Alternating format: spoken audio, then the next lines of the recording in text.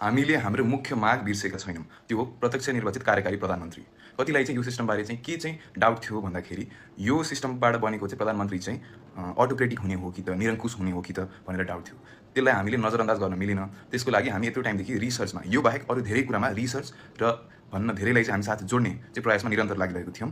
यो प्रणालीबाट आएको प्रधानमन्त्रीलाई चाहिँ निरङ्कुश हुन नदिनको लागि हामीले थुप्रै देशका सिस्टमहरू हेऱ्यौँ, कुन सिस्टममा चाहिँ उनीहरू चलिरहनु भएको छ भनेर हेऱ्यौँ। त्यो सबै हेरेर सबैको आकलन गरेपछि चाहिँ we have finally come to a conclusion. हामी बल्ल निष्कर्षमा आयौँ र एउटा हामीले सिस्टम बनाएको छौँ जुनमा चाहिँ पावर ब्यालेन्स हुन्छ, जुनमा चाहिँ प्रधानमन्त्रीसँग यस्तो निरङ्कुश हुने चाहिँ सम्भावना नै हुँदैन।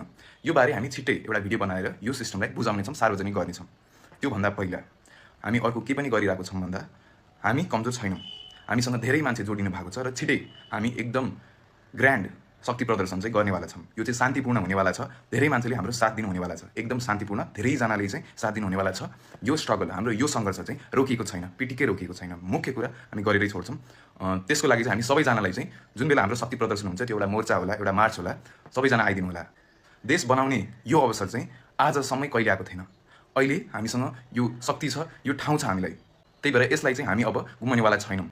यो मेरो टिमको कुरा हो र म व्यक्तिगत रूपमा पनि आफ्नो ज्यानको कुनै परवाह नगरी मेरो जिन्दगीको सबभन्दा ठुलो काम भनेकै प्रत्यक्ष निर्वाचित कार्यकारी ल्याउनु हो। त्यसमा म केहीको परवाह नगरी अघि बढी नै राख्छु। त्यो चाहिँ म तपाईँहरूलाई प्रतिबद्धता जनाउन चाहन्छु।